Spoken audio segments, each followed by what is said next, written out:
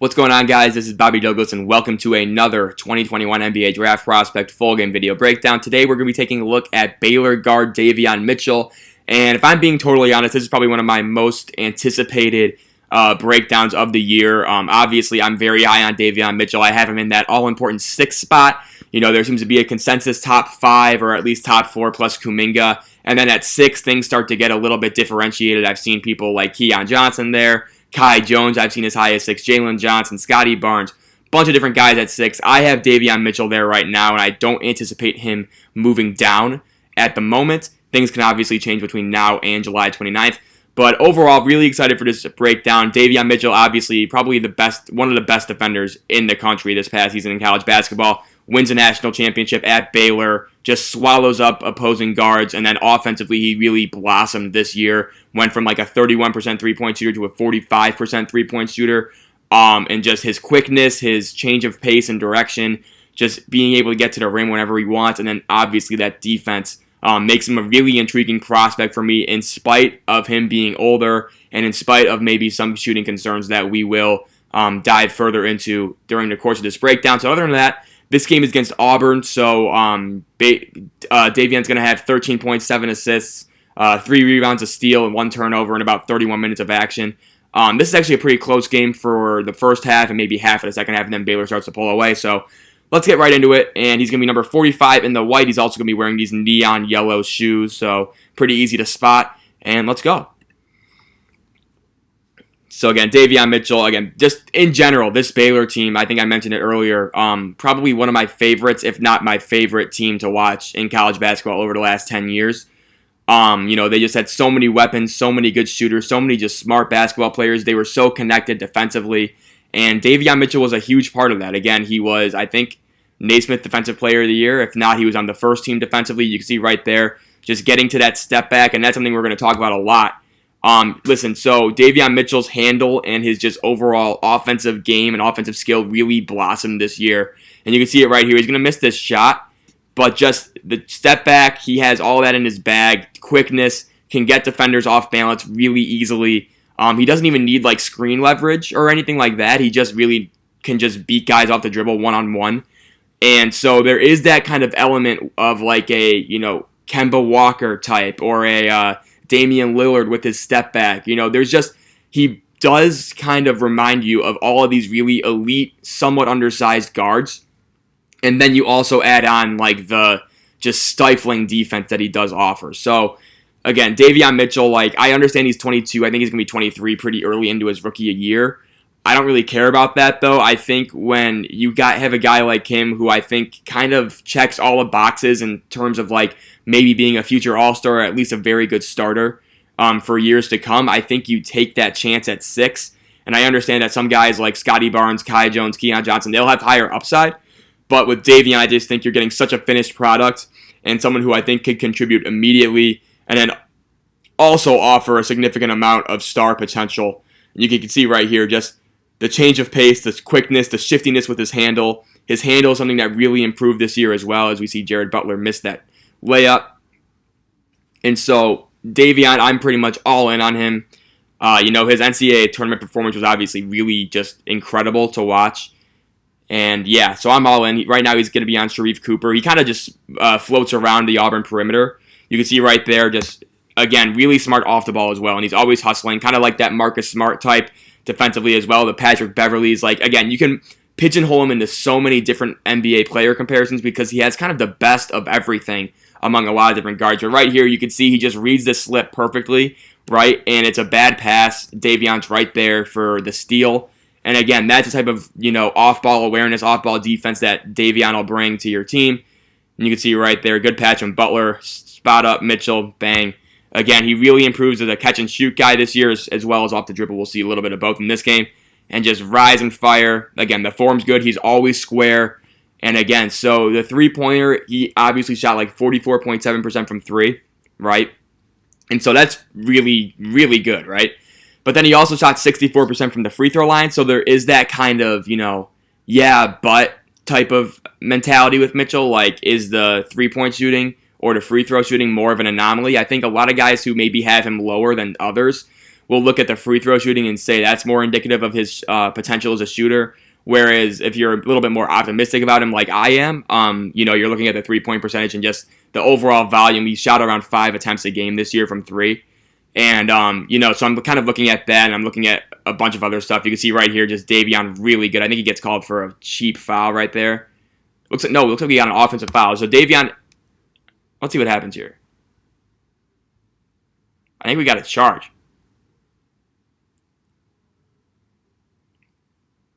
Did we get a charge there? I don't know what happened there. Regardless, okay, so Davion's going to move his feet really well. Again, he's really good at taking charges on the move, right? So just kind of shuffling his feet and then getting squared up to his opponent and then falling back, right? Right here you can see just elite foot speed, right? He maybe gets away with a little bit of a reach. It looks like it's a push-off charge, right? And they just mess up the scoreboard. But again, that type of defense just kind of just swallowing you up. And, with Davion, too, he's not super long, but he's super quick. And he's just a menace. He's not going to give up. He's ferocious, voracious, vicious, violent, just all of it right there. Really nice job by Mitchell. Again, Butler's going to miss this 3 to start. But you could see just kind of the gravity that Mitchell kind of demands with, his speed. So right here, maybe he gets away with a little bit of stepping out of bounds. But he just attacks this closeout extremely well, and it leaves Butler wide open for the 3. Everybody has to go towards Mitchell because of that speed, and Butler just isn't able to knock it down. But there is significant. I think there's personally all-star level tape here. Right here, he got a little bit burnt by Sharife Cooper. What a play from him. So right here, it looked like he was kind of off balance. He wanted to try and gamble, maybe draw another charge on Cooper. Gets spun around a little bit. Cooper does a really nice job, but Mitchell, decent contest, but again, that's on him. But that's a rarity, I would say, in his game.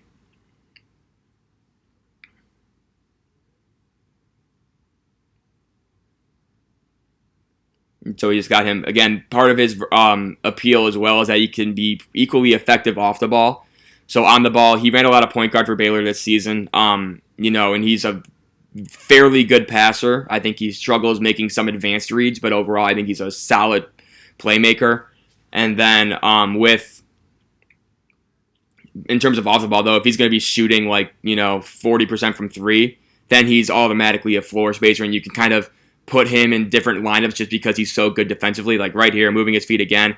Probably tried to sell another charge. I think he's trying to get those a little bit too much right there. But again, you can kind of just see how square he is, right? So even on this drive, a lot of times if people are driving like this, they'll maybe lose a step. Mitchell is just so good and so laterally quick that he just is going stride for stride, not even letting him get a clear look at the basket. And he's just, a flop away from making a really good defensive stand right there.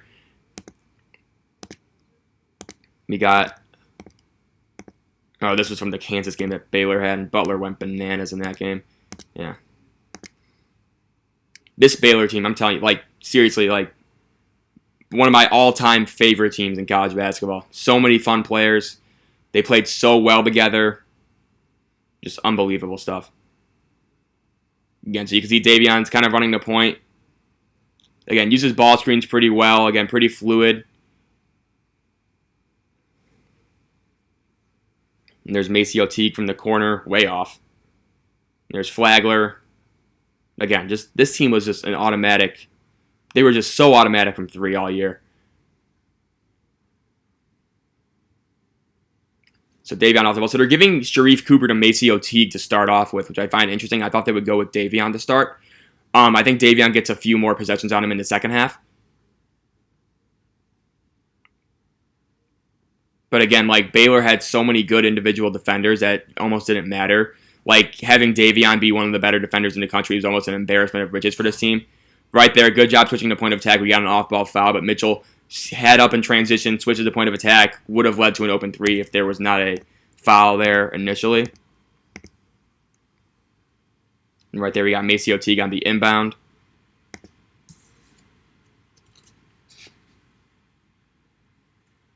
And I believe Mitchell is out right here for about 30 seconds. And then, he's come back in at 15:27. So here we go. Yeah, he's back in right now. Again, pretty low scoring game so far. Kind of gets going a little bit later, though. And there's Matt Meyer, who a lot of guys have as like a first-round guy. Personally, I'm a little bit lower on him. He might end up coming out if he gets a promise. I mean, I would if I get a first-round promise. But I obviously see the appeal. I just think he needs a little bit more seasoning. And you can see him. He's already on the bench after that charge. You can see Davion right here. Again, picking up full court. He'll do this all the time as well. Just, this one-man press where he's just attacking relentlessly the opposing ball handler and just making his life a living hell. And again, he was just so feared defensively. You see right there, that probably could have been a shot, but again, you just kind of see the breakaway speed he has. Again, changing directions, the hesitation right there, and he's able to just beat two guys basically off the dribble by himself. He just can't really get a good angle to shoot it. But again, just like kind of like the break you down type of speed. The handle that's gotten a lot better. We got a foul here. The defense, there's just so many things going for Mitchell that I really buy his like kind of long-term chances in the NBA. And again, I understand like the whole ceiling debate. I understand he's going to be 23 years old soon, and usually, those guys don't do very well when taken that high. But with Davion, I think I'm willing to make an exception just because of how gifted he is as a defender, and then obviously the improvement offensively to the point where his quickness can really just make a huge difference for any team. And so I'm willing to kind of take those limitations that Davion does have and that he does possess. Right there, we had a little bit of a breakdown defensively, actually. Sometimes Baylor would actually do this. This is before their COVID shutdown, but right here you can see that he's telling Jared Butler to switch this off the ball, right? So he's going to point. Butler's kind of floating into the middle. I'm not really sure what he's doing. And then this guy, I think it's JT Thor. He's going to get pretty much a wide-open alley-oop shot chance if Auburn finds him. But again, Mitchell does come back down. I think we got a foul on Mitchell, actually, which is, woof, that's tough. But, just kind of just a little bit of miscommunication. And then this Baylor team, the thing with Baylor was that they were so good defensively and they were so locked in that I think they almost got bored at times. They always worked their asses off. Like, that's not really a question. But they were almost, like, too good to the point where it's, like, little simple things may have gone overlooked at times. Especially, like, when they got back from their COVID pause, they just weren't the same team defensively. In the tournament, they were a little bit better. We got a layup and one right there. Let's rewind this. So maybe you can make the argument that Davion should hit this, but I think this is more on Flagler right here because Davion has to worry about this guy popping out for a potential open three. It's just kind of a missed rotation by Flagler. He needs to be there a little bit earlier, but it's not on Davion, I don't think. And again, I like kind of just verifying just defensively, like whose mistake it is, like things like that. I think it gives you a little bit more clarity. Because off-the-ball defense is probably one of the more difficult things to watch. Obviously, it's non-ball action, so it's obviously like a little bit more boring, and I understand that. But a lot of times I think it's like very, very telling in terms of like an overall defender. You see Davion right here on the ball. He's looking for a driving range. He's going to pull up for three. That one's a little bit short, but he made a lot of these shots throughout the season for Baylor. And right here, just can't really get enough legs underneath it. But again, he was totally comfortable taking that shot. And if his shot really kind of is true in the NBA, right, all of a sudden driving lanes open up right there. And you can see right there, again, just being really smart positionally. Again, this is basically a 3-on-2, 4-on-2 if you count this guy right here. This should be a pretty easy layup or an open three if you're passing it to this guy. Davion's just going to jump this pass right here. Boom, get a deflection. And yeah. So again, just really smart, simple stuff, but Davion's just kind of always in the thick of things, always making life miserable for his opponents on defense. And, obviously, like, very locked in off the ball, always hustles, goes for loose balls, rotates well, just everything that you really want in a defender. And I get that he's limited by his size, and it's like, the whole debate about whether or not, like, the point of attack defender is really that inherently valuable. How much of a positive impact can you make being a point of attack defender at 6'2"? We've talked about it with like Eric Bledsoe in the past. I've seen it with like Patrick Beverly. And that's always going to come up with people of his size because obviously he can't guard like the Kevin Durant's of the world, right? And so that's always going to be an issue. But I think in terms of just like perimeter defense and just being able to, kind of just dictate what the opponent does offensively, I think Davion could definitely do that. And the thing is, too, he's only 6'2", but he is jacked. He's 205 pounds. Like, for reference, like Zaire Williams, who we looked at yesterday, he was 185, and he's got 6 inches on Davion, right? That's really impressive stuff. And so, you look at Davion and you're just kind of like, okay, like, he's only 6'2", but he's just ripped. And so he's able to kind of just put his chest into guys, and this helps him on both ends. Put his chest into guys. Right there, he kind of got hung up on that screen. But again, he recovers well. Now he's back on Sharife Cooper. And again, look at how close he's playing him, right? Forcing him baseline right there. That's Baylor's scheme. And again, just crazy stuff right now. I think this is a very long possession for Auburn. Yeah.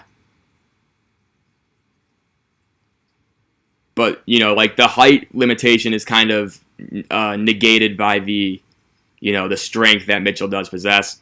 That was a very long Auburn possession. Baylor's biggest weakness as a team was offensive rebounding, I would say.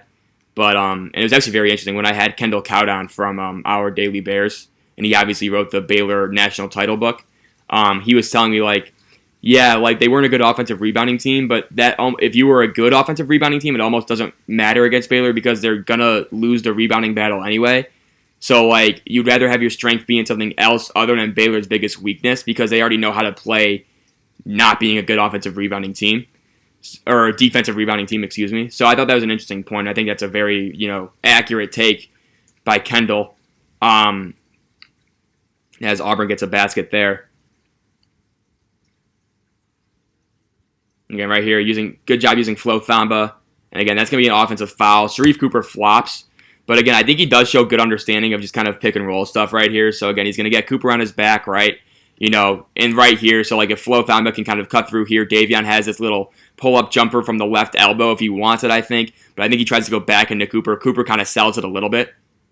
But I do think it's a good understanding of just kind of like, okay, yeah, put your guy in jail. We see this with Trae Young all the time where he's just kind of like putting his guy in jail, getting his guy on his back, pump faking, and then drawing the foul from behind. Like that's, something that I think Mitchell can do just because he's super quick. He can create advantages off the dribble by himself. And if you give him a screen, it's almost unfair, right? So right here, just, I think it's a good little action. It's a DHO, and then they get him on his back right here.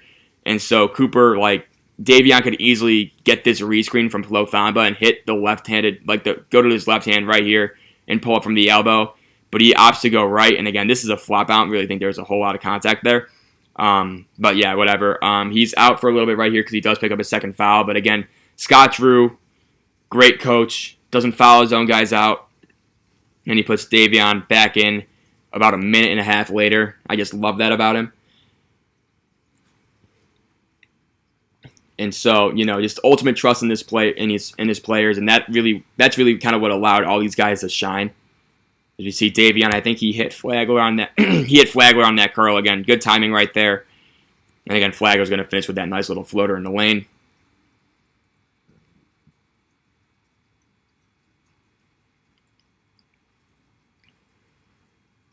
So right here, Davion is up, and here he is on the ball. So you see Mark Vital on Sharife Cooper right now, which is just hilarious. So again, just watch. This is very subtle, right? But just watch how in tune Davion Mitchell is with the ball moving, right? So this pass comes from Cooper into the post, right? And right here, you immediately see Mark Vital's or not Mark Vital. I think that's Jonathan Chama-Chachua. He's doubling the ball, right? And same with Flagler. So Davion immediately knows that he has to cover both this guy and this guy, right? He has to kind of form the base of that triangle, right? And so Davion's just so smart like that. I've talked about like this kind of zoning up the weak side, but a lot of guys don't really know how to do it properly, or they're late to getting there. Davion immediately on the catch from this guy, he's right there in perfect position. And then he's able to close out right here. Again, he's not going to fall for ball fakes. He's very on balance. And so, again, Auburn really can't get anything around this, right? And so it's subtle, but Davion Mitchell's showing just an elite understanding of off-ball awareness and off-ball defense. And I think they got a foul on Flagler right here. I think, are they reviewing something? Yeah. What are they reviewing? Again, I swear, the SEC. You can't escape the SEC. even when you're watching the best team in college basketball this past season. Yes, what are they even reviewing? Okay, that was probably one of the most pointless reviews I've seen in my life.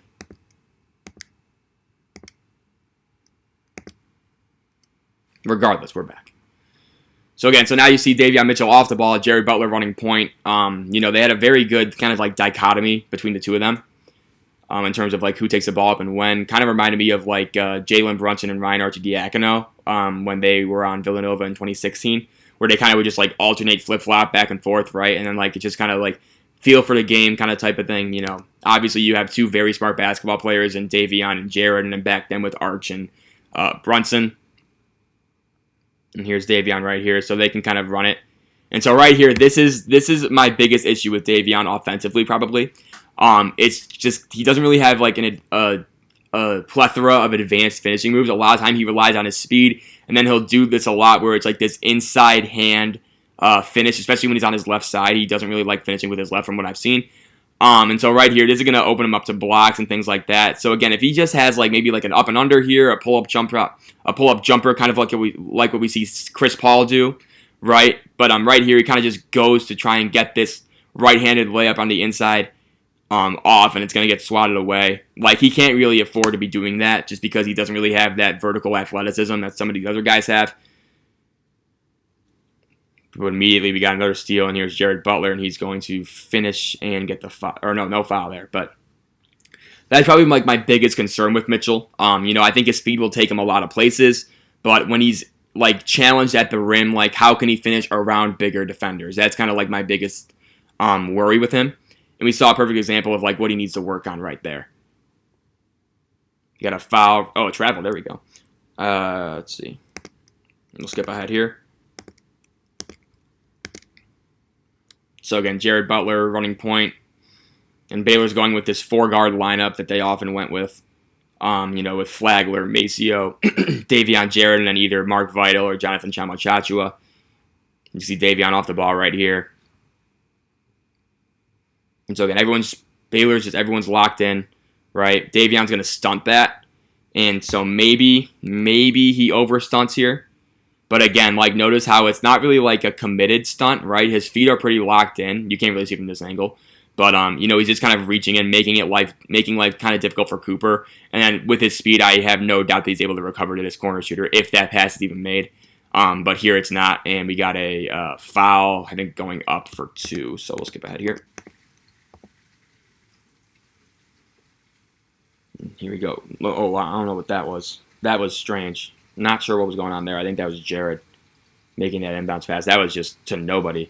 You can see, so right here, Baylor's going to that icing ball screens, and you see him on Cooper, again, just making him work, right? Immediately setting this is good for both JTT and Davion, but you could tell his, like, just kind of awareness for where people are, right? He knows this screen is about to come, so he immediately moves his feet, right? Right here. So he sees it, and he's immediately trying to force Cooper to the sideline, right, which is Baylor's defensive scheme. We talked about it in that Baylor video I made about, I think in January, right, where it's like no middle, right? They want to force guys to the sideline. Immediately, before the screen's even set, before this guy's even set, Mitch is already angling his feet, forcing Cooper to go one way, right? And look, he just is like, yeah, no, we're not going to do this screen. Davion, he's too good, And right here, just a simple switch. You can see right here in the post. Again, just super low. Right there, somebody was unchecked, and that was an easy putback dunk. It might have been on Davion, but then again, kind of just loose switches everywhere, but that's going to be a charge. Block. Ooh, that looked like a charge to me. Especially in college. Yeah, I thought that was a charge.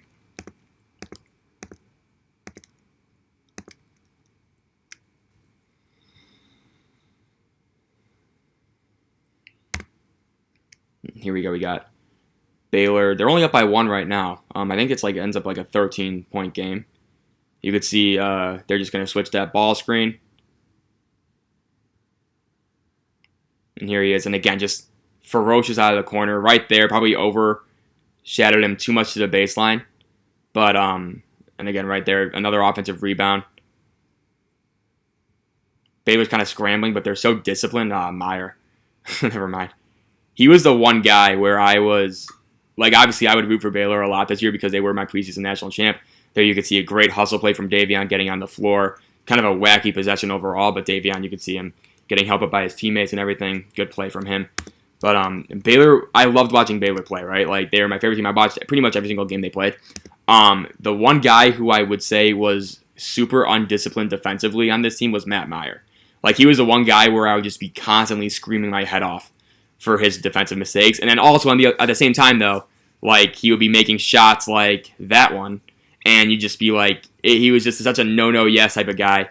Davion right here showing good example out of pick and roll again, setting it, and Meyer's just going to pop out. Davion immediately knows what to do, sees that this big is in drop coverage and they want to switch this. Meyer's going to pop open for the three, able to knock that one down. But Meyer was just so frustrating and then just so enjoyable at the same time. Like, so exciting to watch because you never really knew what you were going to get out of him. Like, he would do this shit and then JTT would just finish. Like, that's insane. And sometimes he would turn the ball over, he would dribble off his shoe. He would totally forget where he was defensively. Just a yin and yang with Matt Meyer. It was so much fun. Oh, man, I'm going to miss this team so much. Damn. This is taking me back down memory lane. We got Mitchell's going to be out for a little bit right here. And I'll skip ahead. It's in for the last minute 39. And the last 20 seconds, I'm going to end it early just because it's like it's basically nothing. You see LJ Cryer, I think that was. No, that's Jared Butler missing that three. Again, right there. So again, right here, Davion's kind of caught between a rock and a hard place. What does he do? Does he have to commit here? Does he have to take over the lob? I think this is probably the smart play where he's just trying to, force this guy into making a bad pass and maybe he can get his hands on it. Right here, he just can't get enough of it. And it's going to be an easy lob dunk. Tough situation for Davion to be on. For him to be in, but overall I kind of like the thought process in that regard. And you can see him right there, just a separation and bang, so clean. Again, right here, Mike Schmitz actually did a really good breakdown with Davion Mitchell from ESPN, like he did offense and defense, and he was talking about how violent Davion Mitchell's crossover can be, and he likened it to like Damian Lillard and Donovan Mitchell, right? This is a good example of that, I think. So again, just coming off the ball screen right, just bam, shakes this guy out of his shoes and just pulls up mid-range jumper. That's the kind of space creation that he can get off the dribble. And again, that's where like the Kemba Walker kind of like likeness comes in my opinion. Obviously Donovan Mitchell too. Just all those guys. You got a foul right here.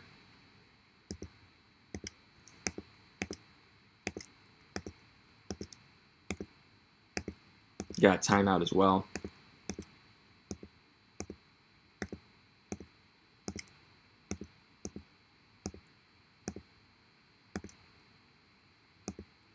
And there we go. Davion coming off the ball screen. Let's see what he does here. Again, can't really get anything going right there, but I do kind of like that hop step into the middle of the lane. Again, tries to get the defender on his back. Let's see what he does here. Damn, almost.